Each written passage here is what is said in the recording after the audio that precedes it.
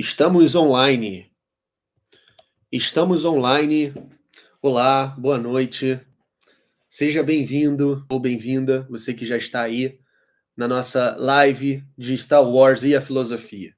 Eu estou aqui com o Matheus Baliu. Olá, pessoal, boa noite. Colega de mestrado e doutorado e também sócio em gravação de cursos online. Gravamos o nosso Grandes Temas da Filosofia. Agora estamos com um curso sobre Star Wars e a filosofia. E hoje a gente vai bater um papo aqui com vocês sobre essa relação, né? De uma maneira mais geral. Estamos aqui abertos para dúvidas que vocês tiverem de possíveis relações do Star Wars com a filosofia. Eu tô aqui, ó, com um crachá de uma convenção de Star Wars que eu fui há 11 anos atrás, quando eu tinha 15 anos. Star Wars Celebration. Eu era muito fã, assim, na minha adolescência. E eu não sabia explicar conceitualmente como que Star Wars estava me impactando, né? Mas aquelas imagens ficavam na minha cabeça, mexiam, impressionavam minha imaginação. E aí, mais recentemente, né, tendo lido muito, estudado, sendo professor, eu me dei conta que Star Wars é perfeitamente o mito, né? É o conceito do mito na sua máxima expressão contemporânea. Isso é, o mito ele é uma estrutura eterna. O mito é uma estrutura que passa verdades profundas sobre a humanidade, sobre diferentes culturas. E o Star Wars é o mito da jornada do herói. O Star Wars é o mito da luta do bem contra o mal. Ele lida com essa dicotomia essencial entre bem, mal, serenidade, raiva, natureza, artificialidade, república, império. Então, a gente vai falar sobre essa e outras questões aqui hoje, mas eu acho que seria interessante, então, para começo dessa conversa, a gente abordar a nossa relação com a saga. Quer começar, Sim. Matheus? Fala um pouco da sua relação com Star Wars, e se conseguir, fala um pouco da sua relação com a filosofia também, se você vê um caminho. O que eu acho que é interessante em Star Wars, né, é justamente essa saga que atravessa gerações, né? Quando George Lucas criou o primeiro filme, o que é interessante é que ele pensava como um filme fracassado. Sim. Nunca pensou que faria tanto sucesso. E aí a gente já tem a gente já tem 3 gerações, né, quase 4 gerações que lidam com essa grande saga, né, que se tornou famosa não apenas na parte do cinema, né, mas se tornou famosa em quadrinhos, em séries, né, em jogos, né, dentre outras possibilidades aí de animação, né? Sim, é uma franquia que está de certa forma, inaugura o conceito de transmídia também. Exatamente. Que está em quadrinho, tem videogame, tem filme, tem série, e hoje em dia isso está maior do que nunca, né? Boa noite aí, Matheus, Islam, pessoal que está chegando. Boa noite, pessoal. E o Islan tá aí? Tudo bem? Então, a gente foi muito marcado, como provavelmente vocês que estão assistindo. Sim. Antes de começar a estudar filosofia, de se interessar por filosofia, o meu mundo era Star Wars. Inclusive, Star Wars foi o que me levou para a minha primeira formação, que é como cineasta. Né? Quem acompanha esse canal há mais tempo sabe disso. Eu comecei fazendo filmes com esses brinquedos aqui, de stop motion, sabe? Stop motion.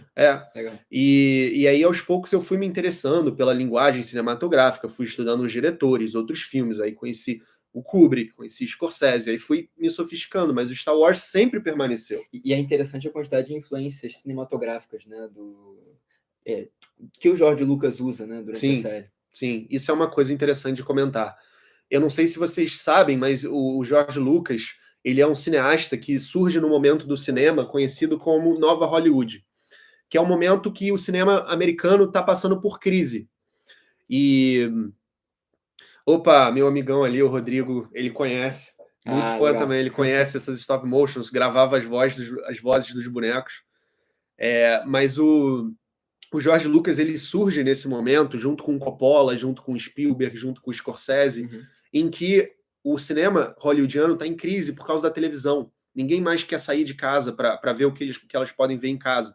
E aí os estúdios precisam se reinventar. Então eles começam a recrutar novos cineastas saindo de universidades como Coppola, Spielberg, Woody Allen, Brian De Palma e o George Lucas nesse meio, para fazer os seus filmes. Foi um momento de maior liberdade criativa para os diretores, né? E tanto que cai o código Reis, que é um código de censura, eles conseguem, sabe, trazer coisas polêmicas, coisas que não eram abordadas, como a nudez e tal. E o Star Wars, embora siga um caminho diferente, né, uma fantasia voltado para crianças, segundo o George Lucas, ele ainda assim tem muitos elementos da contracultura dos anos 60 e dos anos 70, né? O George Lucas mesmo diz que o Aliança Rebelde é uma representação dos vietnamitas, né? Lutando contra as forças americanas durante a Guerra do Vietnã, que era uma polêmica gigante do período. E você até fala muito disso no curso, né? De como que a influência a inspiração para os Stormtroopers, né? Nos soldados nazistas. Sim. Eu acho que isso é legal a gente explorar quando a gente falar propriamente da teoria política, né? A gente pode fazer diretamente essa identificação. Pode ser. Mas uma coisa que eu acho legal é justamente esse conceito de guerra não simétrica, né? Entre um império completamente desenvolvido, né? Um império super poderoso que é capaz de destruir planetas, né? Enquanto detém o poder da Estrela da Morte, e simplesmente uma aliança, né? Que faz um estilo de guerra de guerrilha, né? Que precisa estar escapando de planeta em planeta, né? Junto com nativos assim, que são ursinhos. Né? Ursinhos de pelúcia, ursinhos de pelúcia. Ewoks. Isso é muito interessante. E no curso a gente até associa ao conceito do Rousseau de bom selvagem. Sim, né? A gente comentou esse ponto. Porque tem toda essa ideia, né, no pensamento do Jean-Jacques Rousseau, um contratualista, assim como Hobbes, assim como Montesquieu. Ele defendia que a humanidade, a pessoa, normalmente, ela nasce boa, né, no seu estado de natureza, mas é a sociedade, né, as relações sociais que a corrompem.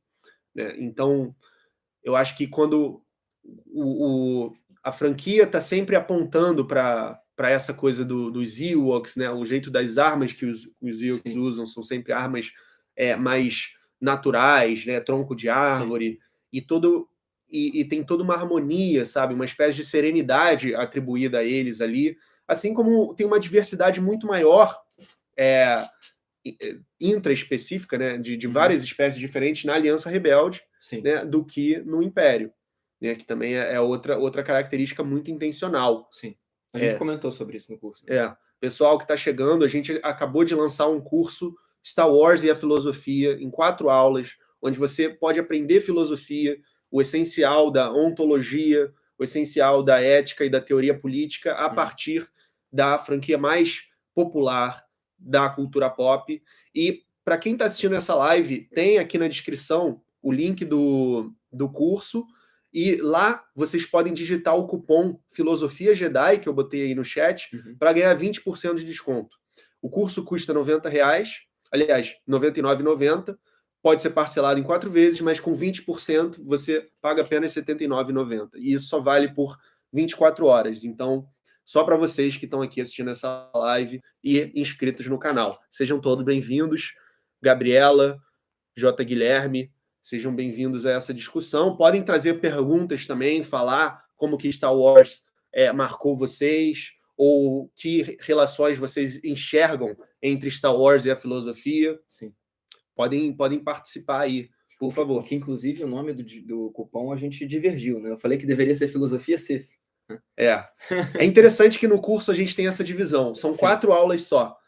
As 2 primeiras aulas a gente chama, é o módulo do lado da luz. E as 2 últimas é o lado das sombras, né? Bom, eu dou as 2 primeiras, aqui o Lord Sif Mateus das últimas 2, e elas abordam questões diferentes.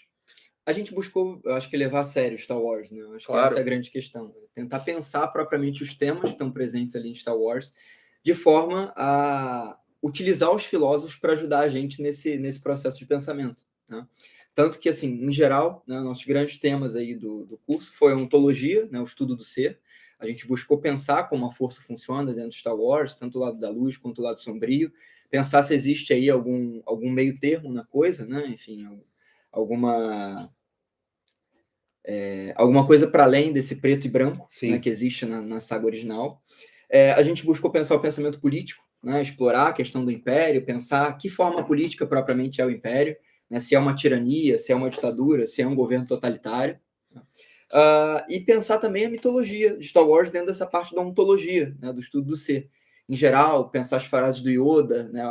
O conhecimento sobre a força que vai sendo revelado ao longo da saga. Né? Sim. Tanto das prequels, quanto da saga original, quanto das sequels. Né? A gente usou todo esse material. O Rodrigo perguntou ali, qual o personagem favorito de cada um e por quê? E melhor filme? Começa. Cara, o Anakin. Eu acho que por conta da profundidade do personagem. A saga é a saga Skywalker. Né? Todo mundo sabe disso. Mas eu acho que é interessante a gente vendo essa corrupção do Anakin aos poucos, né, nas prequels, até o momento em que a gente vê, já na saga original, a redenção do Vader. Legal. E combinado com as HQs, enfim, com todo o universo expandido, acho que é o personagem mais interessante de Star Wars, né?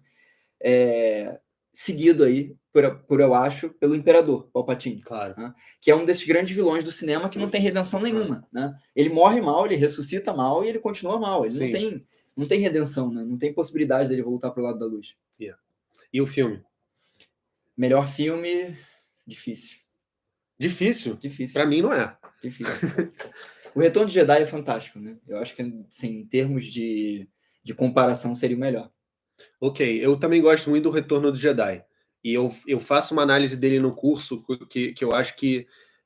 enfim, eu vou falar um pouco disso daqui a pouco, do Luke Skywalker e a relação que eu vejo desse personagem cumprindo a função do mito do herói, né? E uma relação com a psicologia do Jung, que é muito filosófica, é muito grande, né? De integrar a sua sombra, o seu lado obscuro, o seu lado violento, né? Para se tornar um herói mais forte, né? E não vulnerável, ingênuo. Quando ele consegue derrotar o Vader, né? No episódio 6, ele usa agressividade, ele usa a sombra. Sim. Né? Que se você vê no Império Contra-Ataque, na Nova Esperança, os 2 filmes precedentes, ele ainda é ingênuo, ele ainda está aprendendo, ele ainda precisa se tornar um Cavaleiro Jedi.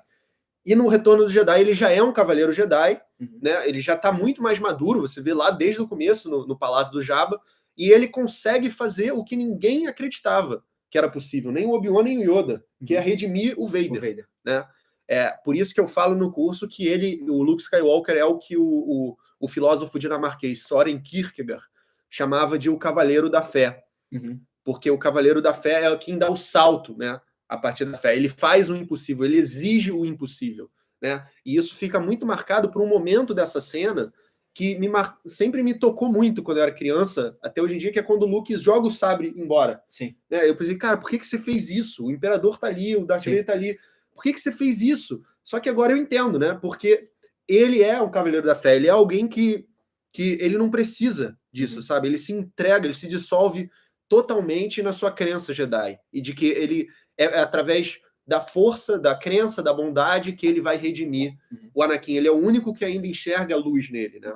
Tem uma coisa muito interessante, né? Que o George Lucas fala que Star Wars é como poesia, né? Rima o tempo todo. E essa questão da imagem de Star Wars é muito interessante. Você comentou essa cena, né, do Retorno de Jedi. Eu acho interessante porque o Luke, ele começa o filme já com aquela roupa toda preta. Tem isso. E no final a gente vê uma ponta da roupa onde tem justamente, né, essa parte branca da roupa, né, que mostrava que o lado da luz estava ali o tempo todo. Exato. Mas é interessante que em vários momentos do filme você vê algum tipo de técnica que ele usa que se aproxima muito mais do lado sombrio. Né? Logo quando ele entra no Palácio do Jabba, ele enforca, né, os guardiões. Né? Isso é puramente do lado sombrio. Sim, e pra mim tá dentro da coisa da integração da sombra, sabe? Sim. No Império Contra-Ataque, o Luke não faria isso, né? Porque ele ainda não estava pronto. E eu acho que é legal porque vai se aproximando. Eu gosto muito do filme 8 também, embora muita gente não goste. Cara, eu também gosto do filme 8. Mas eu acho que vai se aproximando daquela ideia do primeiro Jedi, né? Que tá presente no filme 8 e que provavelmente eles vão explorar agora nos desenrolares da saga, né? Sim. Vai ter o primeiro filme aí, né? Vai ter o filme agora, né? Daqui a alguns anos, sobre o primeiro Jedi, né? Como começou a anunciaram, né? E eu acho que isso é muito interessante, porque a gente tem essa percepção muito diferente da força entre os próprios Jedi, né? Sim. Mesmo daquele tempo. Né? O Qui-Gon Jinn, por exemplo, tem uma compreensão da força muito diferente da do Yoda. O Qui-Gon já era um dissidente, ele não era nem bem visto pelo conselho, né? E, bom, Gabriela comentou aí que amou a lembrança do Kierkegaard, pois é um dos filósofos que eu exploro bastante aqui no canal, embora eu não seja religioso, né? Eu trago a sua filosofia em bastante profundidade, porque é um existencialista que me interessa. E no curso eu faço essa análise mais detalhada com o personagem do Luke Skywalker. Se te interessar, tá aqui na descrição Hoje todo mundo que comprar tem o desconto de 20% com o cupom Filosofia Jedi, que está aí no começo do chat.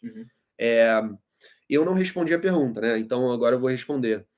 O meu personagem favorito é o Han Solo, porque ele é um cara que vai mais pelas próprias regras, sabe? É um cara mais autônomo. Eu gosto disso. Ele é um cara bem cético, né? Como eu. E ele não deixa de ser um herói por isso. Ele não deixa de fazer as escolhas certas, né? É muito tocante quando no episódio 4 ele volta no final com a Millennium Falcon e derruba os TIE Fighters para o caminho ficar aberto para o Luke destruir a Estrela da Morte. E aí depois a Leia fala para ele, né? Eu sabia que tinha mais em você do que dinheiro, né? Algo assim. Porque ele não é um mercenário, ele é uma pessoa, sabe, íntegra, uma pessoa autêntica. E eu gosto bastante do personagem, assim, todas as suas fases, até mesmo no Despertar da Força, que eu acho que foi bem coerente o destino que o personagem teve, o arco que ele teve ali, tentando redimir o filho, né, o Kylo Ren. E o filme, eu tenho preferência pelo Império Contra-Ataca, né, que é o filme mais trágico, é o filme sombrio do Star Wars, é o filme em que o Luke descobre que ele é filho do Darth Vader, né, e que o Obi-Wan ocultou isso dele, e é que ele perde a mão, ele constata sua fragilidade, né, a potência do Império, né, destruir a Estrela da Morte não foi o suficiente, e ele precisa... Ele cai no abismo, ele enxerga o abismo, né, da existência. Literalmente. Literalmente, ele se joga no abismo no final do Império Contra-Ataca. E é como a tragédia de Édipo, né, descobrindo o segredo de que ele matou o pai e se casou com a mãe. Ele fura os olhos, é muita coisa. Então, é a parte trágica do Star Wars. Eu acho que é a parte mais filosófica. E o filme inteiro é muito bem dirigido pelo Irving Kershner. Eu gosto muito da cena da caverna em Dagobah, quando o Yoda fala para ele entrar lá, né? E aí o Luke entra, ele leva a arma, ele leva o sabre de luz, quando o Yoda tinha desaconselhado isso. Você não vai precisar levar, mas ele leva mesmo assim. Ou seja, ele não está pronto, ele ainda tem medo. Isso é um ponto importante que a gente chegou a comentar no curso, né? Que é justamente essa questão da força e do sabre de luz. Né? Por mais que o sabre de luz tenha um cristal, né, que vai dar justamente essa energia para o sabre, a força ela é de fato aquilo que o Jedi deve se conectar. Né? Tanto que originalmente o sabre não era utilizado como uma arma. Né? O sabre era utilizado como algo que ajudava o Jedi a se conectar com a própria força. Né? Se vocês olharem essa wave nova de Star Wars, né, da Alta República, vocês vão ver que justamente tem Jedi que utilizam o movimento do sabre, né, o rotacionar do sabre para fazer meditações. Né? Então isso que é muito interessante, que o Yoda, inclusive, comenta, né, em relação ao sabre do Anakin. Né? O sabre do Anakin é um sabre puramente agressivo, ele está ali desde o início. Né? E é interessante você ir vendo essa transformação também que vai acontecendo do sabre do Anakin ao longo do tempo. Né? Desde o segundo filme até o terceiro. Né? E também no Guerra dos Clones, na animação. Ele trata o sabre como uma arma, né? E o Obi-Wan até chama a atenção dele para essa falta de atenção que ele tem com o sabre. Ele fala, cara, isso é a sua vida. Ele trata o sabre como... Né, ele não tem esse cuidado. Como se fosse mais uma arma. Né? Exatamente. E a Gabriela está perguntando como foi a escolha dos filósofos para fazer a relação. Quer responder? Eu respondo. Eu acho que a gente pensou a partir dos temas centrais, né, que a gente queria explorar em Star Wars. Né? A questão da ontologia, né, do estudo aí do ser, o que é a força propriamente, como a força constitui o universo, e do pensamento político. Né? Acho que são os dois temas centrais, incluindo também a ética aí, ao longo do curso. Né? Sim. Então, a gente utilizou alguns pensadores que trouxeram inovações nesse campo, né, e puderam também ajudar a gente a pensar esses temas dentro de Star Wars. Né? Por exemplo, eu trouxe a minha querida Hannah Arendt, né, que é uma pensadora política alemã, para pensar, né, o que é de fato o império. Né? Se é um império de fato, se é uma ditadura, se é uma tirania, se é um totalitarismo, como, por exemplo, o governo nazista. Essa foi a ideia de a gente poder compor aí filosofia e Star Wars. Né? Essa aula do Matheus está fantástica, tá, tipo, espetacular. No caminho Sith. No caminho Sith, no segundo módulo. A Gabriela gosta da Hannah Arendt também. Ela é maravilhosa, viu? Já abriu o sorriso aqui. E a gente usou também bibliografias muito, muito interessantes. Tem um livro chamado Star Wars and Philosophy, muito bom, que tem vários artigos. Foi inclusive lendo um artigo que eu enxerguei essa relação, que tem um pesquisador, eu acho que é norte-americano, que fala do Luke e do Anakin com Kierkegaard. Não é uma ideia minha, isso eu desenvolvi para a aula a partir da leitura desse artigo.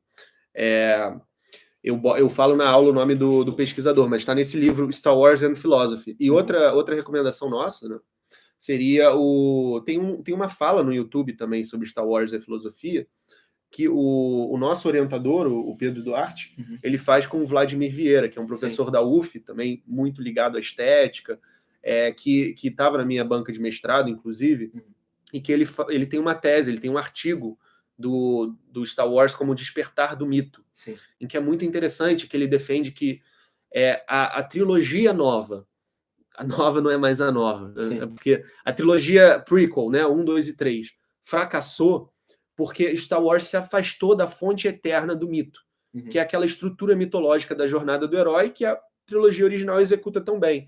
Quando o George Lucas, com 1, 2 e 3, decide inserir ciência, midi-chlorians, burocracia, senado, coisas mais complexas do que o simples mito, a série passa a ficar menos interessante para o grande público. E assim, de certa forma, fracassa, né? Porque ele trai a sua estrutura eterna, que é a estrutura do mito. É que nem você querer pegar uma tragédia de Édipo ou de Shakespeare e falar sobre coisas que não são relevantes para o essencial, né? É claro que, se você for analisar, tudo pode ser relevante, mas como a força funciona cientificamente não é tão relevante, né? A coisa do midi-chlorian. Pode até eles acabam abandonando também em algum grau depois. Sim. Principalmente nos filmes novos. Então é uma tese muito interessante. Aí ele fala que no filme 7 volta a funcionar, de certa forma, depois com o 9º filme piora tudo, mas no filme 7 volta a funcionar porque ele voltou ao mito, né? Tanto que falam o quanto que o Despertar da Força se assemelha a Uma Nova Esperança. Em estrutura, em conteúdo, e como que há muito uma nostalgia presente no filme, né? Parece que é o Star Wars autoconsciente de si mesmo, né? Eu acho que o Hegel ia gostar de assistir esse filme. Com certeza. Ele ia escrever muito sobre o espírito, né? Vendo esse filme. Então, é muito curioso, porque eu acho que isso é um fenômeno até do cinema, de maneira geral, da nossa época, que é muito voltar ao passado, né? Refazer os sucessos dos anos 70 e 80. Os remakes viraram uma moda agora, né? Viraram, Você tem remake de Star Wars, você tem remake de filmes que não fizeram muito sucesso em épocas anteriores e eles resolveram fazer de novo, tipo Duna, né? Sim. Tem remake de muito filme mesmo.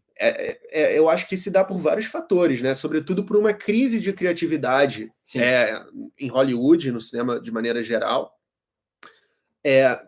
Porque o cinema está competindo com muita coisa agora. Está competindo com uma produção de conteúdo avassaladora da Netflix, streamings. Star Wars, inclusive, renasceu, né, no Disney+.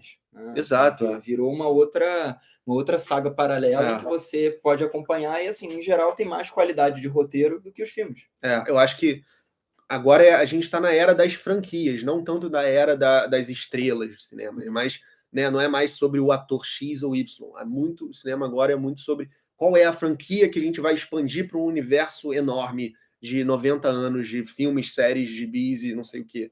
Eu acho que Star Wars já é a mitologia máxima, né? Star Wars e Marvel são assim as mitologias máximas da contemporaneidade, né? O Rodrigo perguntou aqui também, o que vocês acham do retcon que tem acontecido com Star Wars? Cara, então, me incomoda em alguns graus, assim. Eu acho que tem algumas coisas que podem até não ser tão danosa para a saga, mas, por exemplo, se você pega o livro da Ahsoka, que eles lançaram não tem nem tão pouco tempo, né, e você compara com essa série nova, tem uma série de retcons que tem acontecido ali que, assim, realmente são complicadas. A questão é que Star Wars se tornou uma saga muito embolada por conta dos filmes novos e por conta de algumas diferenças criativas, né? Então você acaba prejudicando aí o lore geral de Star Wars por conta, às vezes, de brigas internas, estratégias específicas de marketing, enfim, dentre outras coisas. Caramba, agora que eu vi ali, o Romero comentou, eu nunca assisti Star Wars. Caraca, é uma pessoa, assim, em 1 milhão, hoje em dia. Mas tem muita gente que não, assim, que assistiu 1 ou 2 filmes, não conhece tanto, Mas é bem raro. Eu acho que é bem raro, pelo menos, assim, no meio onde a gente vive, né? Aqui, Não, cidade assim, grande e tal. é menos comum ter gente que nunca assistiu. É. Né? Eu tô dizendo assim, ter assistido não tanto, 1 ou 2 filmes, É. alguma coisa assim. Fato que se tornou uma saga assim, que tomou o mundo, né? Tomou um Tanto que a gente mundo. estava comentando antes de começar a live sobre as religiões, né? Jedi, Sim. que tem se espalhado assim pelo mundo, né?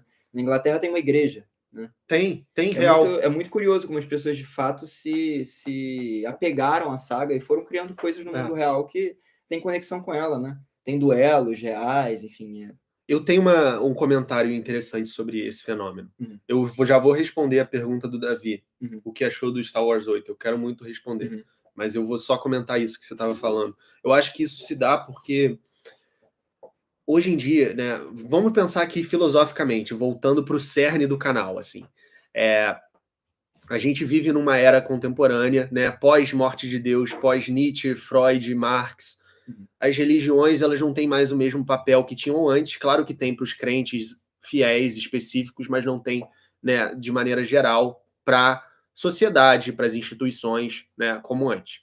E o Nietzsche, ele falava que depois da morte de Deus, a gente ia passar uma fase de pseudo-religiões, assim, de fenômenos. Isso tem a ver com a indústria cultural também do Adorno, né? De fenômenos que assumem partes do papel que antes era ocupado pela religião. Então a gente pode pensar na ideologia, claro, principalmente, né?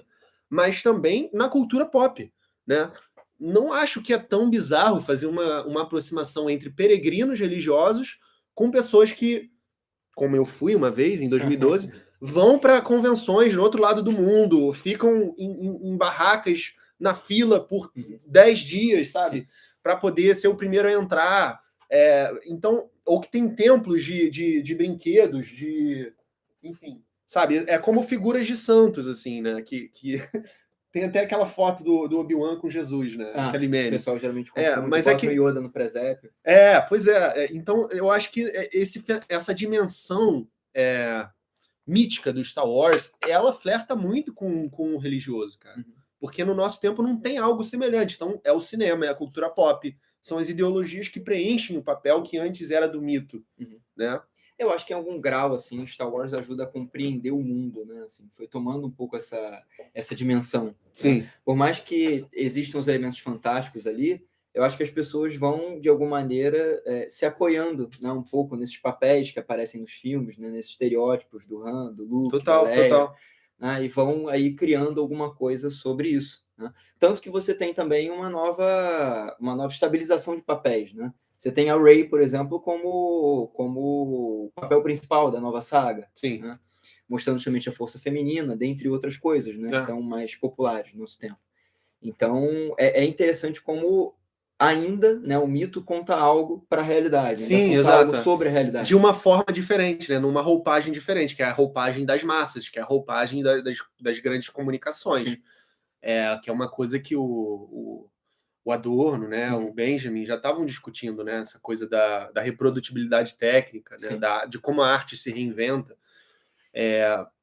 E são arquétipos, né, não são nem estereótipos. É tão mítico a parada que o Luke Skywalker, se você olhar numa Nova Esperança, ou a Rey no Despertar da Força, cumpre direitinho tudo da jornada do herói, né, que eu não sei se vocês conhecem. Sim. O antropólogo Joseph Campbell, ele escreveu o livro O Herói de Mil Faces, onde ele comparou várias mitologias de várias culturas do planeta e enxergou uma mesma estrutura, que é a estrutura do herói. Né? Alguém que sai de um cotidiano pacato, enfrenta uma aventura, encontra aliados e inimigos, provações, e retorna transformado com um elixir, né? De certa forma. E o Luke se encaixa perfeitamente, a Rey se encaixa perfeitamente. Então, na primeira aula do curso, eu faço bem, eu destrincho bem essa relação do Star Wars com a mitologia e também com a psicologia do Jung, né, que eu tinha mencionado. Porque o Joseph Campbell, o antropólogo, de certa forma, foi um discípulo do Jung. E, de certa forma, o George Lucas foi um discípulo do Joseph Campbell. Porque ele lia muito sobre mitologia, sobre o estudo do Campbell, quando ele estava escrevendo Star Wars. Inclusive, tem uma entrevista, um diálogo entre os dois filmado, você deve encontrar no YouTube, no Rancho Skywalker, né, que é a fazenda lá do George Lucas. O Davi, ele tinha perguntado o que eu achei do episódio 8. Você ia falar.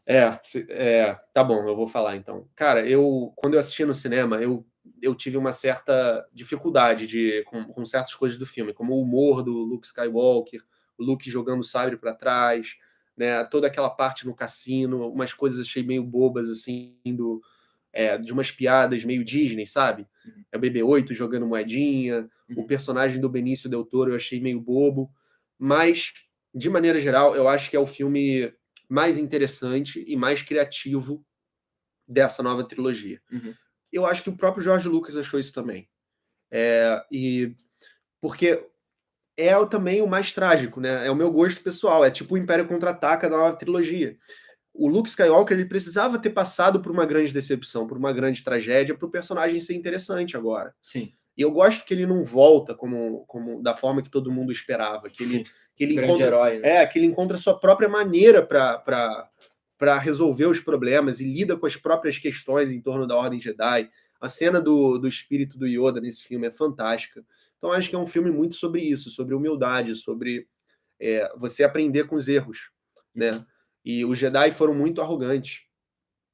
E o Luke questiona isso. Ele fala isso diretamente, né? Diretamente, E o Yoda, quando aparece pro Luke ali, ele apresenta esse ensinamento, né? De que é um processo, é um devir, é uma reaprendizagem constante.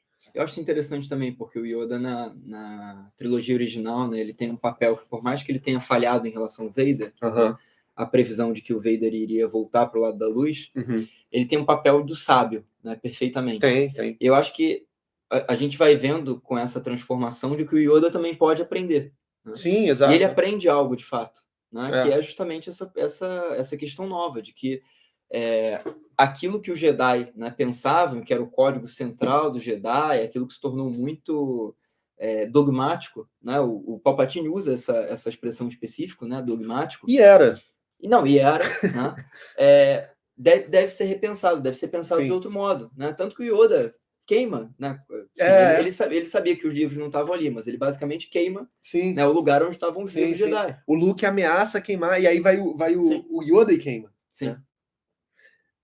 E é interessante isso, porque ele fala, né? Essa biblioteca não tem nada que a garota Rey já não possua. Já não tem aprendido.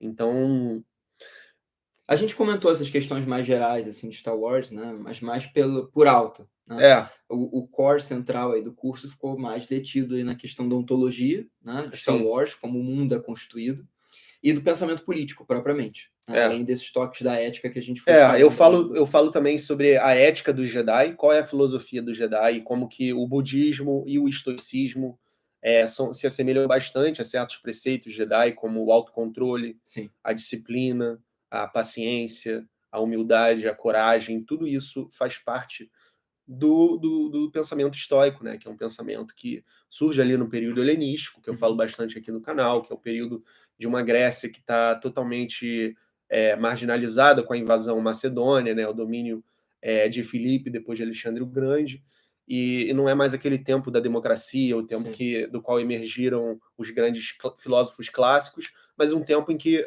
as pessoas voltam para o interior, né? Cabe a elas atingir a redenção. Né? Eles não se trata mais da polis, não se trata mais do ambiente público, se trata mais de como eu sozinho vou conseguir me salvar, né, dos males do mundo. E é através de uma prática espiritual, né, que é a filosofia, né, o estoicismo, que é você ser capaz de distinguir entre o que está no seu controle e o que não está no seu controle. Né? E você enxergar com aceitação, né, a vida do jeito que ela é, né? Aceitar a morte, sabe? E faz parte de tudo isso, né? Isso é muito curioso, foi um movimento que a gente inclusive fez no curso, né? É justamente pensar essa derrocada do Jedi. Né? Ao mesmo tempo que os Jedi pensam nessa filosofia, né, eles, quando tem a oportunidade para a guerra, vão prontamente. Né? Fazem parte do exército da Nova República. Se tornam guerreiros. Né? Justamente os guardiões da paz se tornam guerreiros. Se tornam algo completamente generais de batalha, Generais de batalha. É o que você vê no desenho animado, é isso. Né? Já é uma decadência. E no curso a gente também explora bastante a questão, o Matheus mais especificamente, nas aulas dele, né? A questão da filosofia Sith, e como que os Sith se distinguem do Jedi, né? No uso da força. O Davi perguntou ali, inclusive, uma questão que a gente próprio abordou. Aham. Você acha que é possível fazer paralelos com a filosofia de Nietzsche e a doutrina Sif? Uhum. Sempre vi muita coisa parecida. A gente fez, né? A gente tem um curso só sobre a doutrina Sif, que é o primeiro, É. que pensa a questão do vigor. A em que terceira aula do curso, né? A terceira aula do curso do lado sombrio. Né? Isso. Primeiro em que do a lado gente sombrio. explorou justamente a parte da filosofia Sif e a vontade de poder no Nietzsche. Né? Pensamos um pouquinho também em algumas das dimensões do Dionisíaco e do Apolíneo, a gente fez exatamente isso. Sim. E assim, eu preferi fazer através tanto do cânon quanto do universo expandido, que não é mais cânon. Né? A gente usou o livro dos Sith, né? E as coisas estão presentes aqui que começam lá na Velha República. Sim. Né? E a gente utilizou o novo livro, né, em relação aos Sith, que... Qual o nome, você lembra? Não. Foi um novo livro que eles lançaram dos Sith, que é o sim, Palpatine que o livro escreve. dos Sith, eu acho também. Eu acho que é o livro dos Sith também é o livro dos Sith. É que tem um monte na capa. Sim. E, assim, essa é uma pergunta que eu fiquei perguntando para ele, assim, se o Nietzsche estivesse no Star Wars, o que ele defenderia, né? Uhum. Cara, eu acho que ele defenderia... Porque, assim, no Star Wars a força não é uma questão de fé, é uma questão de fato. Sim. A força existe. Não há mais do que evidências para isso. Então... O próprio Han mesmo, né? No início do episódio 4, ele fica questionando isso. Ele questionava, mas depois ele acha que é sorte. Ele viu as evidências e ele até fala no episódio 7, né? Sim. Não, é tudo verdade. Sim. Mas eu acho que o Nietzsche, ele iria defender que a gente não deve se submeter às profecias em torno da força, né? Mas que a gente, seres com force sensitives, né? Com o poder da força, eles deveriam ser capazes de seguir o seu próprio caminho, né? Tipo super-homens com habilidade Jedi. É claro que isso seria muito perigoso e problemático, mas seria uma questão de autenticidade, porque o Nietzsche também ele fala muito contra o ressentimento, né? Sim. Contra preconceitos de raça, enfim. A gente comentou isso, né? É um cara que é muito facilmente distorcido, como foi pelos nazistas e tal, mas é uma questão, ele iria defender a mesma coisa que ele defendeu no mundo nosso, né? Que é você se tornar quem você é, né? Como vontade de poder, não cair nas armadilhas de doutrinas prontas, né? De outras pessoas, mas você afirmar a sua existência do jeito que ela se apresenta, construindo uma vida autêntica, né? É interessante pensar o conceito de vontade de poder, porque de fato os Sith eles são muito movidos por aumentar, como diz o Mateus na aula, fazendo muito bem essa diferenciação, o seu vigor.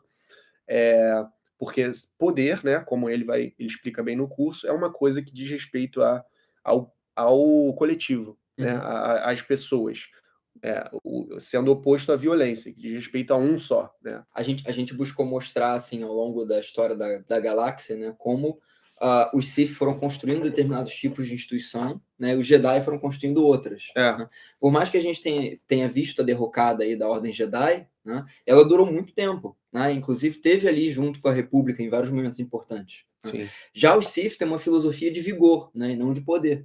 Então, eles pretendem ter esse vigor concentrado, né, como todo mundo conhece, pela regra de 2, né, depois do Darth Bane. Sim. Então você tem guerras intermináveis, né, conflitos intermináveis, em que você sempre tem esse enfraquecimento contínuo dos Sith, né, e não à toa eles são facilmente derrotados pelos Jedi em alguns momentos específicos da galáxia. Sim. Eu achei uma frase do Palpatine, né, que a gente estava falando sobre o lado sombrio, né, que a gente inclusive comentou lá no curso. Né, diz o Palpatine: esse campo ilimitado de energia cósmica flui através de todos nós. Trata-se de nossa paixão e torna realidade nossos desejos mais obscuros. O lado sombrio da força é alimentado por emoção crua. Terror, raiva e dor se tornam nossas maiores ferramentas. Eu acho que até antes de terror, raiva e dor, né, o Nietzsche concordaria. Né? Quando começa a questão do ressentimento, eu acho que o Nietzsche, de alguma maneira, já se afastaria disso. Exato, porque ele ia falar que o Sith, consumido pelo ressentimento, tipo Darth Maul, é um ser com uma vontade de potência reativa. Né? É o que o ressentido, ele olha para o outro e culpa o outro pela sua própria miséria. Uma das primeiras frases do Ameaça Fantasma é justamente o Maul conversando com o Palpatine falando: vamos ter nossa vingança. Vamos ter nossa vingança. Então ele ia detestar totalmente isso. Mas talvez não detestaria um Qui-Gon, né? Alguém que forjasse o seu próprio caminho ali, né? Ou um Luke Skywalker do episódio 8, sabe? Então, É mais ou menos por aí que eu caminharia fazendo essa relação, né? Mas eu acho que ele nem se afiliar a uma ordem Jedi ele iria. Ele ia ficar mais, né, como um force sensitive próprio, assim. Uma soca. É tipo uma Ahsoka, tipo uma Ahsoka. Eu acho que é legal lembrar o pessoal do cupom. Gente, para quem tá chegando agora, tá rolando um cupom de 20% de desconto no curso, que tá aqui, o link para o curso está aqui na descrição, esse primeiro link aí. E quem escrever esse cupom Filosofia Jedi, tudo em maiúscula e junto, na sua compra, vai ter 20% de desconto, né? Então vai sair por R$ 79,90. Lembrando que o curso pode ser parcelado em 4 vezes, mas esse cupom é só até amanhã à noite, é só 24 horas. Então aproveite, manda para todo mundo que você acha que possa curtir. Tem certificado de conclusão no curso para quem está em universidade, tem que contar horas. E é um curso que, se você gosta de filosofia e quer conhecer mais, e você gosta de Star Wars, então é uma oportunidade excelente para você se aprofundar e conhecer a partir de uma coisa muito, muito, muito valiosa, assim, né, da nossa cultura pop, e enxergar nela camadas antes impensadas, né? E de modo que você não vai esquecer a filosofia também, porque Sim. vai lembrar sempre eu acho que a questão é essa, né? Ter levado Star Wars a sério, que eu acho que é o ponto central do curso, Sim. Tentando mobilizar aí os filósofos como instrumentos para ajudar a gente a pensar essas questões centrais. Sim. Né? Tanto que a gente dividiu, né, na filosofia Jedi e a filosofia Sith. Né? Isso. Tem 2 módulos no curso. Sim. E você não precisa fazer na ordem. Se você quiser começar e fazer um módulo Sith primeiro, você faz primeiro aula 3 e 4 e depois vai para o módulo Jedi. Também pode alternar. Pode alternar se você quiser. Então tem tudo isso. A Gabriela perguntou: como funciona o curso objetivamente? Quer responder? São essas 4 aulas que a gente formatou, né? 2 aulas Jedi, 2 aulas Sith, em que a gente explora tanto a mitologia quanto a questão política. Né? As aulas Sith estiveram mais voltadas para a filosofia dos Sith e a relação deles com o poder, né? E o modo como as instituições Sith se fizeram ao longo do tempo. Né? Então eu falei um pouquinho sobre a questão do vigor, sobre a questão da vontade de poder no Nietzsche. Né? Eu utilizei a Hannah Arendt para pensar um pouquinho o que era exatamente o Império Galáctico, né? Assim como utilizei os pensamentos dela também no livro sobre a violência, né? que é um livro importante dela, para pensar qual seria a diferença entre poder e vigor. Né? Então, a aula está estruturada em torno desses principais temas. Né? Eu acho que seria interessante você falar um pouco sobre a parte Jedi. A minha parte no curso são as 2 primeiras aulas, em que eu abordo primeiro, na aula 1, a relação do Star Wars com a mitologia, e eu estudo Star Wars a partir do conceito mesmo de mito, né, que é muito mal compreendido hoje em dia. A gente usa a palavra mito de um jeito muito estranho, de um jeito muito impróprio, na minha opinião, que é como se fosse um sinônimo de falsidade, de mentira, mas o mito não é isso. O mito é algo muito mais profundo, mais rico, é algo que impressiona a sua imaginação, que te contagia com ideias que vão ficar com você, né, e vão transformar a sua psique. E carrega verdades profundas da cultura. Então, eu falo sobre essa relação com a mitologia, eu estudo os arquétipos, né, o Luke Skywalker como herói, o Han Solo como aliado fora da lei que se converte, a Leia como a princesa, o Darth Vader como a sombra, o Palpatine como feiticeiro maligno. São todos arquétipos comuns às estruturas mitológicas de diversas culturas que aparecem com uma roupagem contemporânea e uma política subjacente da contracultura dos anos 60 e 70 de forma magnífica na trilogia clássica, né?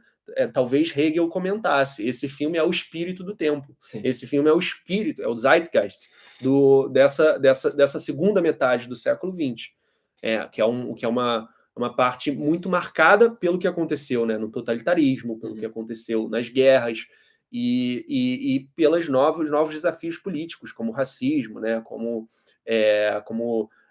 a emancipação feminina, várias outras coisas, a colonialismo, enfim, que o Star Wars trata muito bem. E eu também falo dessa parte da ontologia, que é a parte que estuda o universo mesmo do Star Wars, o ser do Star Wars. Qual é o ser do Star Wars? Né? E a gente trabalha muito o conceito da força, naturalmente. Eu faço uma relação com os pré-socráticos, né? Sim. O Tales vai dizer que o elemento, o arqué, o elemento originário, primordial, essencial da realidade é a água. O Anaximandro vai falar que é o Apeiron, que é mais parecido com a força. O Parmênides e o Uno, Heráclito e o fluxo, né, o fogo, e outros. E também eu trago muito a filosofia oriental, como que ela influenciou Star Wars também, né? O taoísmo está muito presente no Star Wars. Se você olhar para o Mandalorian, né, com aquela frase "This is the way", Sim. este é o caminho, isso é filosofia taoísta, basicamente, né? Do credo mandaloriano vem daí, né, dessa filosofia do fluxo, dessa filosofia oriental, criada por Lao Tzu, com o Tao Te Ching, que gira em torno desse conceito, que não é um conceito que você pode circunscrever cartesianamente, ocidentalmente, mas que você conhece a partir da experiência, né? A partir da sua conexão com a natureza, da sua conexão com a própria vida, com os seus fluxos. Então, a gente aprofunda isso, e na segunda aula eu falo muito sobre a relação do Jedi com essas culturas orientais, como que o budismo influencia, o estoicismo, e muito essa questão da própria filosofia do Jedi, né? Tem até um livro que a gente estuda, que é O Caminho Jedi, que é um livro não mais canônico, mas que tem muito bem fundamentado uma filosofia própria aqui, Sim. que torna o universo muito sofisticado e interessante do ponto de vista filosófico. E eu falo também, no final dessa aula, essa questão do Kierkegaard que eu trouxe, né? Do Cavaleiro da Fé, com mais profundidade. A Gabriela está perguntando se são aulas gravadas. São aulas gravadas, são 4 aulas já gravadas, dura em torno de 3 horas e 40 minutos o curso inteiro, tá? Mais ou menos, então, 1 hora por aula. E o material é somente as aulas mesmo. São 4 vídeos, mas nos vídeos tem slides. Nos vídeos, a gente usa slides com as citações, com as referências aos livros, com imagens, cenas dos filmes. Então tá tudo muito esteticamente organizado para vocês terem a melhor experiência. E lembrando que está rolando o cupom. Quem adquiriu o curso em 24 horas, né? Já faça logo agora, ou quando acabar essa live, vai ter 20% de desconto. Então, o que eu acho legal é que a gente tentou explorar, né, essas questões principais do universo Star Wars, e ao mesmo tempo a gente foi explorando, né, como eu disse, o George Lucas fala que Star Wars é como poesia, rima, né, utilizar essas comparações entre as diversas eras de Star Wars até agora, né? Claro que a gente tem, assim, como material principal a saga Skywalker, né, que é a que tem mais duração, mas a gente explorou os episódios novos de Mandalorian, exploramos a animação Bad Batch, exploramos o Endor, né? Dentre outros materiais assim, que estão hoje compondo a saga. Né? Por exemplo, eu em algum momento citei a questão de um dos funcionários que aparece na saga Endor, que se comporta de forma muito parecida com um homem que a Hannah Arendt descreve, que é o Adolf Eichmann. Né? Uma obediência severa, né, a tudo, mesmo a um totalitarismo, mesmo a uma república, da mesma maneira, em que a gente comentou o conceito da Hannah Arendt, que é um dos conceitos-chave dela, que é o de banalidade do mal. Então a gente foi explorando justamente esses pequenos detalhes, esses contrastes entre os vários momentos da saga, para a gente ir pensando filosoficamente essas questões. Sim. Dá só uma sinopse assim, do Endor, para o pessoal que não conhece. Assim, sim, Endor é uma série mais política de Star Wars, né? Vai pensar até os eventos do filme 4. Né? Na verdade, até um filme anterior ao 4, que é o Rogue One, que é um filme basicamente de guerra. Né? É Star Wars na sua essência ali. E vai pensar justamente esse momento em que a Aliança Rebelde conseguiu os planos da Estrela da Morte.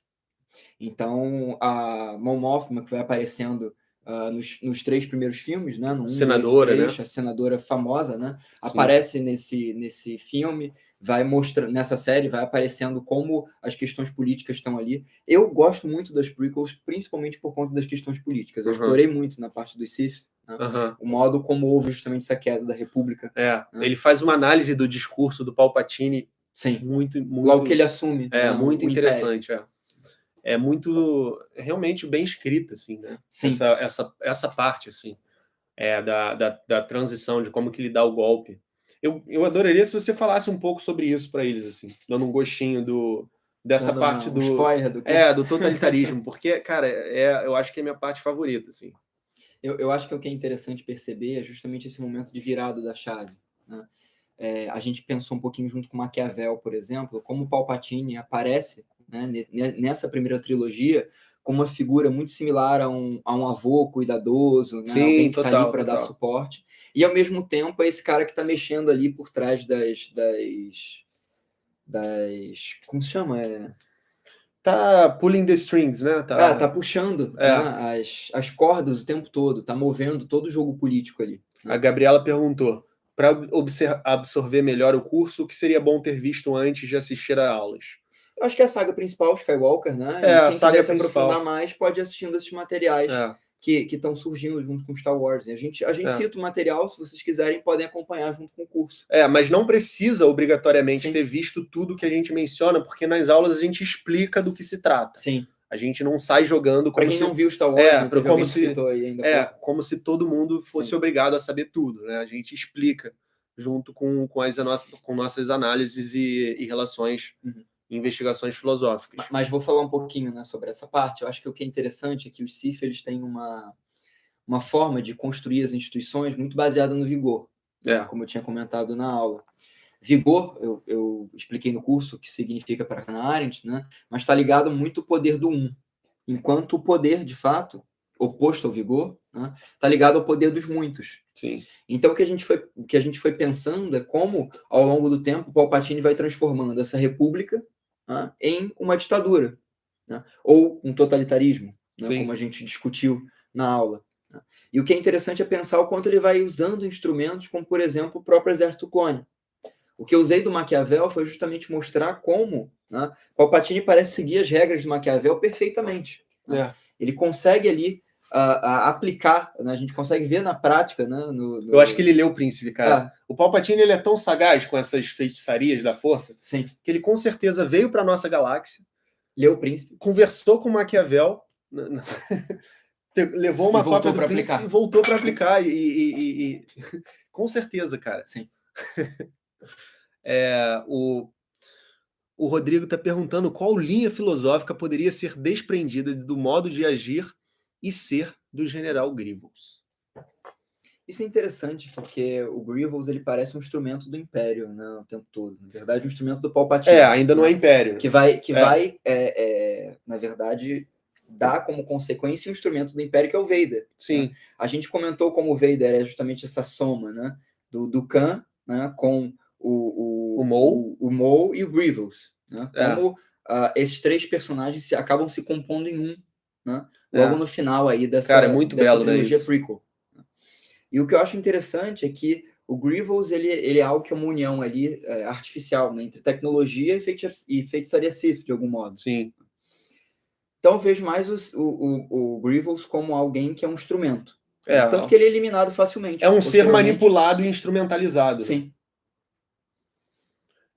Ele... A gente explorou isso, vocês vão gostar. Sim, é legal que o Palpatine ele tá sempre, ele é um mestre manipulador. Ele tá sempre, ele consegue manipular as pessoas mais inteligentes, as pessoas mais fortes. Ele consegue manipular o Conde do Khan, consegue manipular o Anakin, o próprio Conselho Jedi. Sim. Né? É impressionante. É uma aula realmente do Maquiavel. E eu acho que se você pensar, ele fez uma pergunta específica de linha filosófica. Você consegue associar o General Grievous a uma linha filosófica específica? Ou mais próxima, assim? É porque, para mim, especialmente o Grievous, mesmo no Clone Wars, ele é muito um instrumento. Sabe? Eu acho que ele tá ali como instrumento. Se a gente fosse pensar de alguma maneira, seria o Palpatine utilizando o Maquiavel aí perfeitamente. Né? O Grievous é um matador de Jedi excelente. Né? Tanto que se vocês pegarem o primeiro Clone Wars, né, ele era um dos caras mais temidos na galáxia naquele momento. Não, o primeiro Clone Wars, o Grievous era um deus. Sim. Né, aquela primeira animação 2D, só para os fãs raízes aí, né, que viram isso. Quando estava lançando o Vingança dos Sith no cinema, né? Foi quando eu conheci o Rodrigo, inclusive. A gente estava conversando sobre Star Wars nessa época. Né? E aí o Grievous saiu nessa animação 2D. Cara, ele era muito diferente dos filmes. Nos filmes ele morre, ele perde os braços muito rápido. Tem aquela cena fantástica do primeiro Clone Wars, né? Que ele encurrala. Ele bota o sabre de luz no pé, né? Ele mata um monte de Jedi ali. Tem até um Jedi que parece o Salsicha do Scooby-Doo, né? Não, é a inspiração. É a inspiração?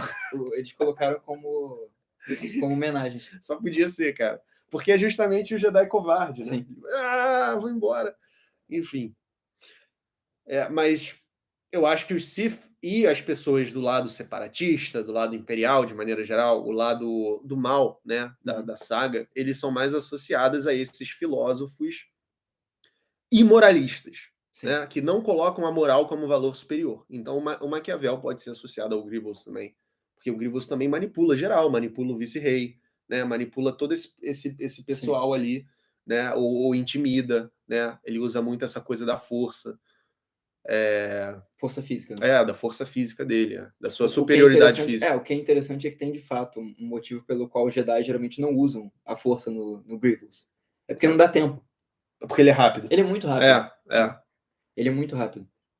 Mas eu acho que é interessante pensar aí o Grievous como um instrumento dos Sith, né? Um instrumento do Palpatine, especificamente.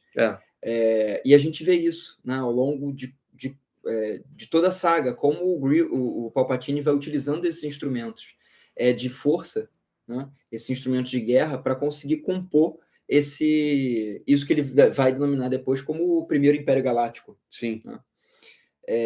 O que eu acho interessante é que a gente vê isso nos Troopers, a gente vê isso nos Star Destroyers, a gente vê isso na Estrela da Morte. Todos são instrumentos para garantir aí justamente que o Palpatine tenha esse vigor que ele apresenta durante o Império. E a gente explorou justamente isso, como esses instrumentos vão sendo usados, né, para compor esse poder pessoal que o Palpatine tem. Sim. E é interessante que esse vigor do Palpatine, isso que a gente vê, todo esse arcabouço, esse militar que ele tem, é uma coisa frágil, né? Porque é uma coisa que não tem uma solidez, é uma coisa que ele está sempre nessas instalações, né? No espaço, na Estrela da Morte, são sempre lugares artificiais, né? Lugares construídos a partir do medo, da violência. Sim. Não é uma ordem sólida, né? E em contraste, né? A Aliança Rebelde, a República, tem uma diversidade, tem toda uma harmonia, uma serenidade, né? De união ali, muito mais real, né? Nesse sentido. Então, eu acho que o Império ele tem uma dimensão latente que é a sua inevitabilidade, a sua ruína inevitável, né? Tal como o nazismo, né? Que era para ter durado, segundo Hitler, 1000 anos. Durou 11. No discurso do Palpatine, ele fala, né, que duraria séculos e mais séculos, né, através do próprio corpo dele, que aí já nasce toda a questão da imortalidade. A gente comentou também essa relação da imortalidade do Palpatine, do Darth Plagueis, que era o mestre dele. Não sei se vocês conhecem o Darth Plagueis, né? Vocês conhecem a tragédia do Darth Plagueis? Isso frase clássica. É uma frase clássica. Aliás, o filme 3 é um filme feito de memes, né? Sim. Hoje em dia. Não tem uma fala no filme que não seja um meme. E é impressionante também, voltando àquele aspecto da dimensão mítica do Star Wars, e como que o Star Wars se espalha com muita facilidade no nosso cotidiano. Né? Até mesmo, às vezes, quem não é fã se vê tendo algum artigo de Star Wars em casa, uma caneca, uma escova de dente, ou então rindo de um meme que recebe no celular. Então, é realmente uma coisa a ser levada a sério. E é o que a gente tenta fazer nesse curso. Né? Respeitar a franquia como um grande acontecimento da cultura mesmo. Não só da cultura do cinema, da cultura, assim, sabe? Da segunda metade do século XX para cá. E por essa constituição assim, que o Star Wars tem, né, no mundo real, eu acho que é interessante porque ele gera uma série de questões para a gente. Né? Por exemplo, é muito interessante, um dos primeiros contrastes que a gente tem na saga, logo no filme 4, na cena de abertura, né, entre os Stormtroopers e a Aliança Rebelde. Né? Os Stormtroopers não têm rosto, todos eles são uniformizados da mesma maneira. Né? Ou, né, esses primeiros Stormtroopers que aparecem na saga. Né? Não é possível ver o rosto dele, não é possível ver a pluralidade ali entre eles. A Aliança Rebelde não, ela já tem todos os rostos descobertos, né? Você consegue ver a singularidade de cada um. O que remete justamente aí entre esse conflito, né, entre identidade e singularidade, que está presente em vários momentos da filosofia. Total. E que a gente discutiu também na parte da filosofia política aí do curso. Total. E tem uma... Você fala da parte do Finn, né? Quando ele tira o capacete, né? Isso é muito interessante da saga nova, né? Em que a gente vê um dos primeiros Stormtroopers aí, pelo menos na saga principal, né, sem capacete. Né? O Finn tem um amigo atingido por um tiro de blaster, e ele tinge a própria máscara com sangue desse amigo. Né? E depois ele tira mostrando a individualidade dele. Ao que ele recebe logo uma repreensão da Phasma, né, essa capitã que é responsável lá pelo corpo dos Stormtroopers que estão naquele local, dizendo que ele não pode tirar o capacete porque é justamente algo fundamental para aquela organização. Uhum. Ou seja, é necessário que eles sejam iguais, é necessário que eles mantenham essa unicidade. Não tem uma individualidade própria, né? Uhum. Todo mundo se conformando a ser uma parte, né? Um instrumento mesmo. E aí a gente trouxe alguns instrumentos aí de propaganda, né, da época do nazismo para mostrar como Star Wars é inspirado nas propagandas históricas. Né? Total. E o Rodrigo comentou aqui, me parece que o Palpatine preza muito pela uniformização, padronização e simbolismo do Império como algo sem rosto, algo acima de todos. Sim. É exatamente o conceito da ideologia, né? Os homens se tornam instrumentos. Da Os Hannah homens se Arendt. tornam instrumentos de violência do imperador. É o que A acontece. gente comentou sobre isso. É basicamente como funciona o totalitarismo do século XX, né? Uhum. Do Hitler e do Stalin. Né? O Matheus ele fala sobre um princípio que é a lei do movimento, né? Uhum. Que é algo que permite a eles passar por cima de leis, né? Porque eles, teoricamente, estariam se reportando à origem de todas as leis, né? Sim. No caso, a gente comentou um pouco sobre isso, a questão da ideologia também está presente aí no código, né, do Império. A gente chegou a comentar isso. Tem até um livro, né? O Manual do Império, Uhum. que é basicamente cheio da ideologia, da propaganda de ideologia imperial, que é muito parecida e provavelmente inspirada, né, na ideologia dos regimes totalitários. Ó. Sim. Exponha, persiga, destrua. Tem vários cartazes de alistamento, né? É muito interessante. E então é muito incrível como que Star Wars é bem mais do que uma franquia de filmes, né? É todo um universo, uma mitologia paralela do nosso tempo. É interessante como a saga foi bem construída assim, ao longo do tempo e foi sendo composta por várias partes, né, de mídia. Olha essa aqui. Essa é fantástica. Para o futuro. A nova ordem, cidadania, responsabilidade e você. Né? É muito parecido com os cartazes com a principal mão do Império, né, que é o Vader. Que é o Vader, E olha que incrível, eles estão sem rosto aqui também. Sim. Literalmente. Os oficiais estão sem rosto. Até os oficiais estão sem rosto aqui.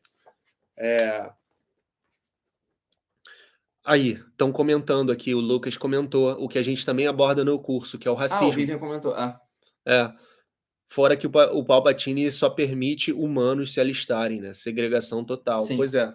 A gente falou sobre os planos, né, contínuos de eliminação de outras raças que não o que representa a raça humana no universo de Star Wars. Sim.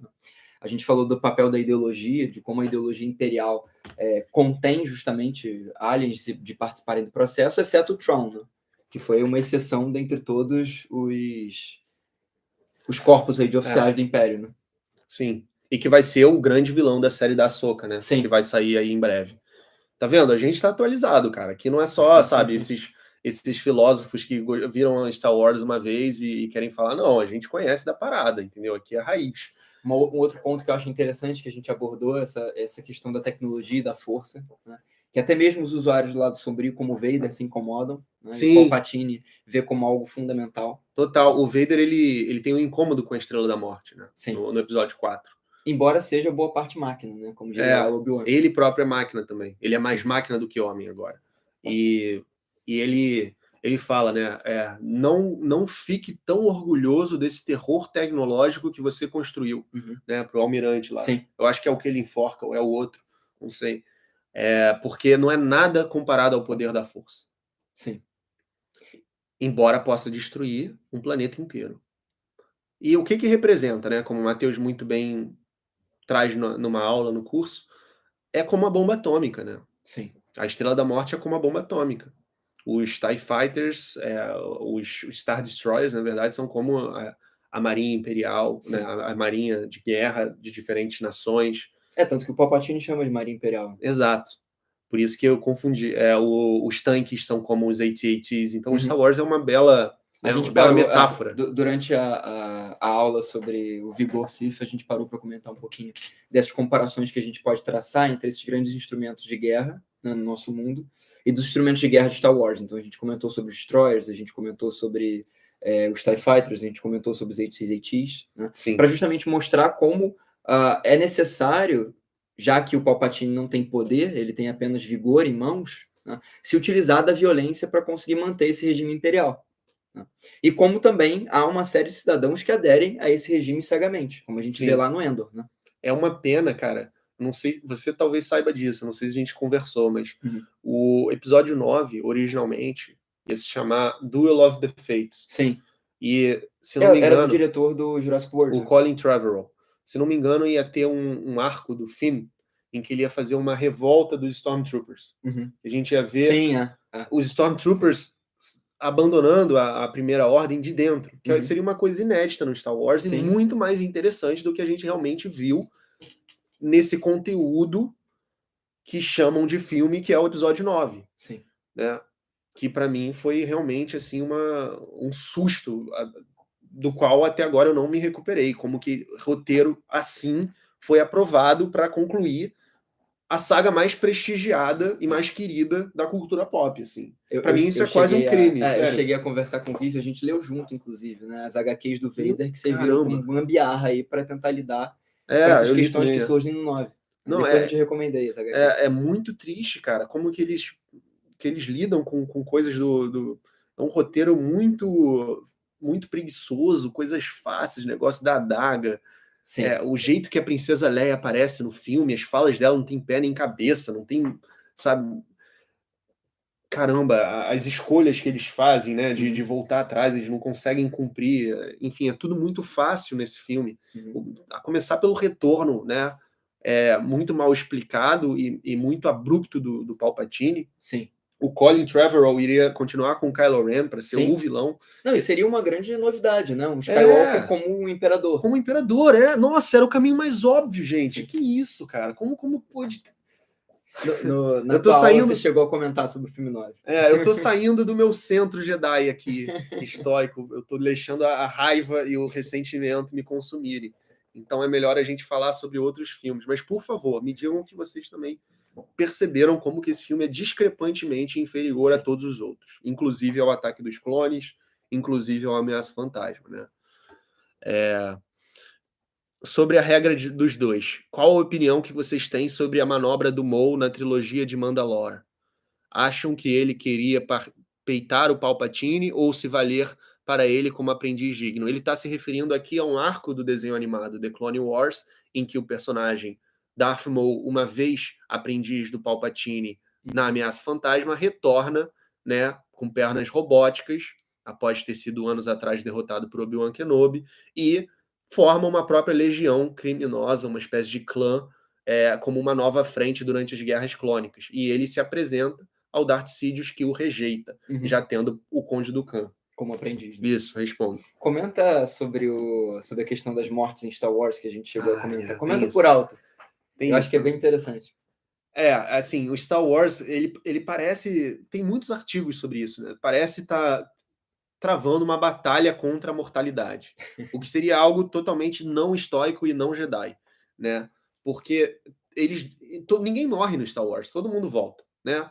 Começar lá atrás pelo Darth Maul, né? Que volta. Na verdade, ia começar pelos Force Ghosts, né? Os espíritos, né? O Obi-Wan, Yoda, mas tudo bem, até aí tudo bem. Não, os Force Ghosts têm uma explicação razoável. Porque eles nem ficam para sempre, eles morrem como espíritos depois de um tempo. Mas aí de lá para cá, isso ficou absurdo, assim, até personagens coadjuvantes eles não são capazes de seguir com a eliminação, né? Vamos falar primeiro do 9. Quem que morre nesse filme, mas volta depois? Primeiro o Palpatine volta do nada. Depois a gente tem o Chewbacca, né? Que a gente tem um belo arco pesado pro último filme da saga, que a Rey, não conseguindo controlar a potência da sua força, ela mata o Chewbacca acidentalmente. Isso é destruir a personagem por dentro e levar o filme para um caminho muito interessante. Mas aí passa o quê? 15 minutos de filme, tava em outra nave, tá tudo bem. Né? O C-3PO tem a memória resetada, mas depois tá tudo bem, ele consegue recuperar. Então foi tudo gratuito. Quem mais, Matheus? No Kylo Ren. No Obi-Wan. Na série do Obi-Wan, a Inquisidora. Tem um negócio do Force Healing, né? A Riva volta do nada.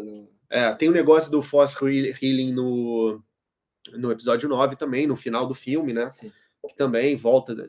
E na série do Obi-Wan, um monte de personagem tem isso, né? Tem o Inquisidor, que é o personagem do desenho Rebels.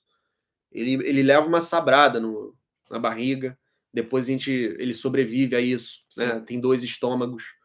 Não, acho que a explicação dos 2 estômagos até cola. É melhor. A Riva, né? Foi pior atacada pelo Vader 2 vezes. 2 vezes a personagem, né? Ela recebe golpes mortais do Darth Vader. Uhum. E continua. E essa personagem é uma personagem só daquela série. Então não tem obrigação nenhuma dessa personagem sobreviver.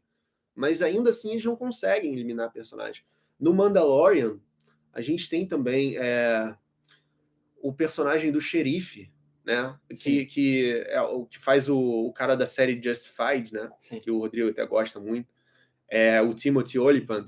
Ele do nada ele aparece, depois de ter uma morte muito bem retratada, ele aparece se recuperando num tanque médico. Pra quê? Ele não era um personagem central, sabe? Não, tudo absolutamente garante que os personagens não vão morrer. Tanque de Bacta, tudo. Do nada, a própria assistente do Boba Fett, na série do Boba Fett, que é aquela outra caçadora de recompensas. Ela bota uma estrutura de ciborgue aqui para sobreviver também, continuar viva. Não, e lembrando que o Qui-Gon Jinn morreu com uma sabrada. Na minha época, você era atacado por um sabre de luz, morria. Não tinha isso, sabe? Aí trouxeram Darth Maul, trouxeram não sei quem, Palpatine. Aí as coisas foram ficando, né, mais complicadas. Parece que ainda tem uma certa dificuldade de Star Wars também de assumir outros personagens que sejam interessantes. O próprio arco do Finn, ele se torna desinteressante ao longo do tempo. Ia ser tão maneiro se fosse o roteiro do Trevorrow, essa coisa da revolta dos Stormtroopers, cara. Sabe? Ia ser uma coisa tão profunda, tão política, tão filosófica, que é muito bobo o caminho. E eles ainda botaram o Finn tendo o poder da força. Sim. Que bobeira, cara. Isso não faz sentido nenhum com o que foi apresentado antes. Como é que isso passou? Como é que isso passou no filme pelos da produtores, Rey, cara? No filme da Rey, eles provavelmente vão colocar ele como um aprendiz da Rey. Não dá, cara, não dá.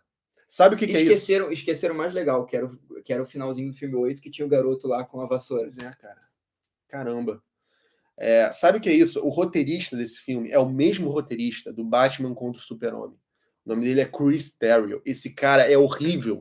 Esse cara devia ser proibido de escrever para o cinema e para a televisão. Ele faz um desserviço. Não dá, cara. Eu escreveria esse filme de graça, entendeu? Para corrigir o que ele fez. Se eu soubesse que isso fosse acontecer. Mas, enfim, vamos evitar esses assuntos delicados. Vamos voltar para o curso.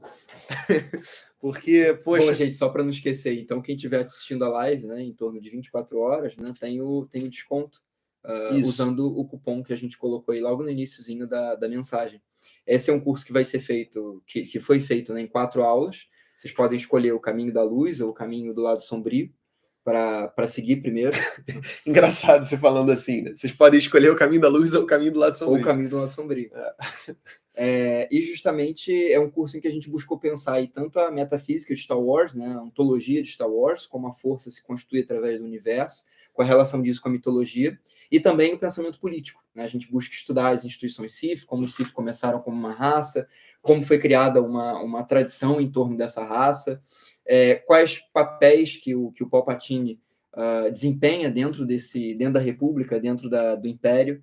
Eu falo um pouquinho do Maquiavel também, de como Palpatine utilizou aí algumas regras que parecem tiradas diretamente do príncipe, né, para conseguir o sucesso dele em relação ao governo. Sim. O curso está bem legal, eu acho que é legal aproveitar o cupom. Aproveitem o cupom, 20% de desconto. O curso, originalmente, ele custa R$ 99,90. Com o cupom, ele sai por R$ 79,90. Lembrando que é possível parcelar o curso em 4 vezes e está na plataforma super segura, mais utilizada no mundo para cursos online, que é a Hotmart, com 7 dias de garantia. Então, se você não gostar, em 7 dias você pode recuperar o valor integralmente. A Gabriela falou, cuidado para eu não ir para o lado negro da força, né? Eu tô aqui deixando o meu ódio pelo episódio 9 me consumir. O Palpatine tá gostando, né? Eu vou virar um aprendiz. Mas então, pessoal, alguém tem mais alguma pergunta, alguma dúvida sobre o curso, ou alguma questão filosófica que você se indague sobre a saga? fiquem à vontade para comentar aí que a gente responde.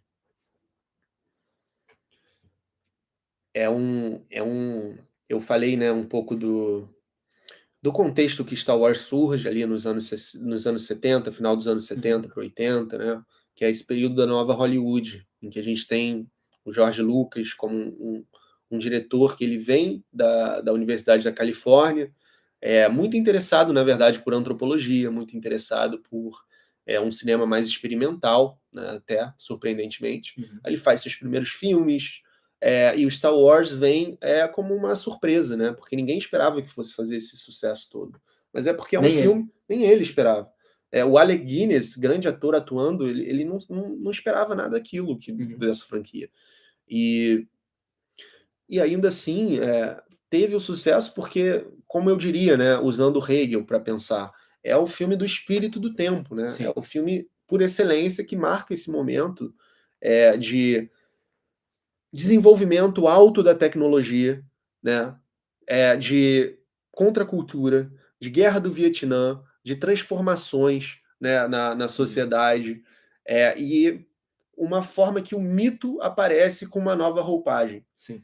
Então, era um sucesso desse ponto de vista, né, do desenvolvimento do que Hegel chamaria de espírito absoluto, que é a realidade que se manifesta imanentemente ao longo da história, é inevitável, né? O Star Wars é um acontecimento. Ele merece todo o sucesso que ele obteve. Eu acho impressionante, só voltando nesse tópico, a questão imagética de Star Wars, né? O quanto a própria imagem de Star Wars, o cuidado com a imagem da série faz a gente pensar. Todos esses contrastes que a gente usou no curso, muitos deles, né, são imagéticos. A roupa dos Troopers, a roupa da Aliança Rebelde, a aparência, né, do mestre Yoda, né, e a aparência do que se pensava que seria um grande mestre Jedi. Né? Exato. O Yoda comenta isso. O Luke fica surpreso. Você o que é o fica Yoda. Surpreso, né? A questão da aparência das instalações imperiais e das instalações da Aliança Rebelde, o corpo dos exércitos, né, dos Troopers e os Ewoks no Retorno de Jedi. Eu acho que esses contrastes são muito interessantes para a gente pensar uma série de questões do nosso cotidiano. E Star Wars, de fato, nos provoca a pensar nessa série de questões. Sim. Mesmo quando você assiste numa idade mais nova, né, mesmo que você não pense conceitualmente, você já está sendo marcado por aquilo, numa dimensão mitológica, né, numa dimensão de impressionar a sua mente com certas ideias, né, com certas verdades profundas da cultura. E tem muita influência, já que você estava falando de imagem, da cultura japonesa no Star Wars. O George Lucas era um grande fã do Akira Kurosawa, que é um grande diretor japonês, que ele traz muito os samurai, ele traz muito uma apresentação para o Ocidente do Japão medieval. Tem um filme que se chama...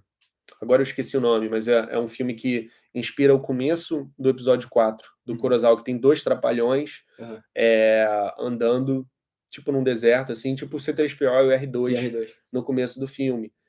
Sem falar em todo o conceito do espadachim, nas hobbies dos samurai, é idêntico às hobbies do Jedi. E a questão da espiritualidade também oriental, né? Isso eu já falei, mas imageticamente tem muita influência.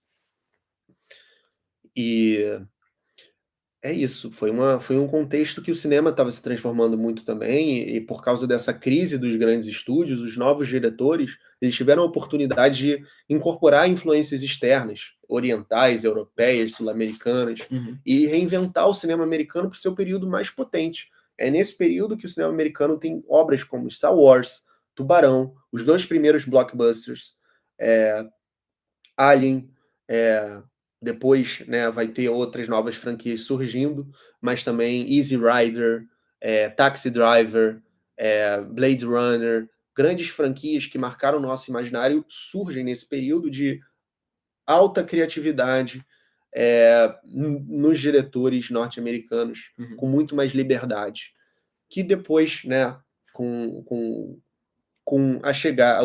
toda a problemática, né, em torno da AIDS, o governo do Ronald Reagan deu uma queda, né, toda essa explosão criativa que foi a nova Hollywood. né, e voltou aos poucos aos moldes mais conservadores, mais tradicionais. Mas franquias, né, foram crescendo a partir daí. O Star Wars ele conseguiu se perpetuar com um universo expandido extremamente amplo, né? Sim. E Multimídia. Multimídia, transmídia, Uma saga multimídia. que tá aí até hoje, assim, né? Todo dia a gente recebe um meme, compartilha um meme de Star Wars, basicamente. Então é isso, pessoal. Acho que é isso, né? Vamos finalizar? Vamos finalizar nossa live. Se alguém tiver uma última pergunta ou dúvida sobre o curso, já aproveita para fazer sua inscrição. Clica aqui no link que está aqui embaixo. Primeiro link da descrição. Garanta o cupom. É muito fácil, através do seu cartão, enfim. Aparece lá a área que você pode digitar esse cupom, que se chama Filosofia Jedi. Tudo junto em maiúscula. Filosofia Jedi. Para ter 20% de desconto no curso, que são 4 aulas, né? Nós explicamos aqui, onde a gente aborda todas essas questões e outras, e tem certificado de conclusão e 7 dias de garantia. Então, se ninguém tem mais nenhuma pergunta ou comentário, nós ficamos por aqui e que a força esteja com você.